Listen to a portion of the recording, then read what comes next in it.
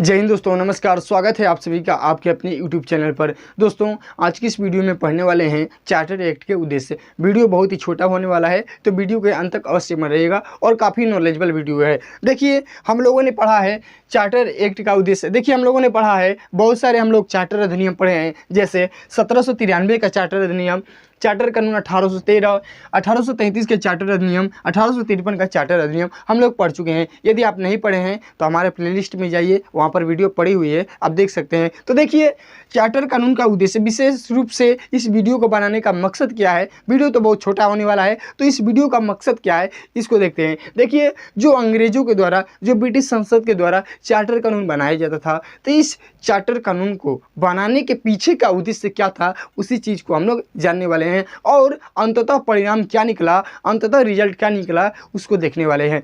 तो देखिए, हम लोगों ने तो ये पढ़ लिया। सबसे पहले अंग्रेजों ने, देखिए बात कहाँ से शुरू करते हैं। देखिए, भारत पर कंपनी बहुत अत्याचार कर रही थी, बहुत पैसा होने पर यहाँ पर लालच उसमें समा गया था। यहाँ पर जो अधिकारी थे वो एकदम लालची हो गए थे, घिनौने हरकत कर रहे थे। यहाँ की पीड़ा दर्द, माने यहाँ की गरीब के किसानों के पीड़ा दर्द को कुछ नहीं समझ रहे थे। तो क्या हुआ कि वहाँ पर बेइज्जती हुई ब्रिटिश सरकार को, तो वहाँ से अब कानून बनने स्टार्ट हो गए। यानी सबसे पहले रेगुलेटिंग एक्ट आया। यानी रेगुलेट का मतलब नियंत्रण करना। यानी मुख्य रूप से जो ब्रिटिश संसद के द्वारा कंपनी के लिए कानून बनाए गए थे, उसका मेन उद्देश्य था इस पर नियंत्रण कर लिया जाए। यानी जो ये कार्य कर रहे हैं बहुत ही गलत कर रहे हैं, बहुत ही मनमाने ढंग से कर रहे हैं, तो इस पर नियंत्रण कर लिया जाए। तो देखिए क्या होता है कि देखिए, जो ब्रिटिश सरकार थी उसका तो उद्देश्य था कि भारत पर शासन किया जाए, लेकिन सबसे पहले वो कंपनी के बल पर शासन करना चाहती थी और अपने नींव को मजबूत करना चाहती थी।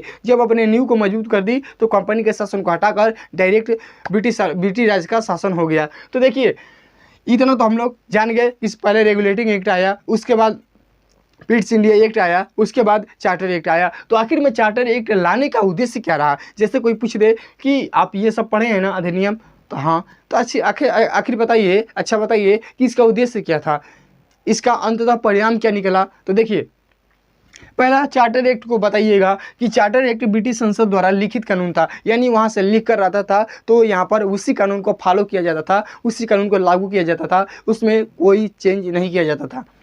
अब देखिए क्या उद्देश्य रहा। देखिए, भारत से कंपनी के प्रशासनिक अधिकार धीरे धीरे घटते गए और उन पर ब्रिटिश सरकार का वास्तविक नियंत्रण हो गया। तो देखिए, चार्टर कानून का यही उद्देश्य निकला कि भारत से कंपनी का शासन समाप्त कर दिया गया, भारत से कंपनी का धीरे धीरे शासन समाप्त कर दिया गया और वहाँ पर ब्रिटिश सरकार का प्रत्यक्ष रूप से डायरेक्ट शासन या प्रभुत्व स्थापित किया गया। तो इसी नॉलेज को आपको बताने के लिए इस वीडियो को बनाए हैं कि देखिए, चार्टर एक्ट, यदि चार्टर एक्ट इतने मेहनत से, इतने मन से पढ़े हैं, तो इसका एक पॉइंट यदि उद्देश्य है तो इसको भी बता दिया जाए। तो इसका उद्देश्य यही है कि भारत से कंपनी के शासन को समाप्त कर दिया गया, भारत से कंपनी का प्रभुत्व समाप्त कर दिया गया, हटा दिया गया और वहाँ पर ब्रिटिश सरकार का, ब्रिटिश राज का शासन स्थापित किया गया। तो अब अगले वीडियो से हम लोग पढ़ेंगे क्राउन का शासन, यानी ब्रिटिश सरकार का शासन, जिसमें सबसे पहला आता है 1858 का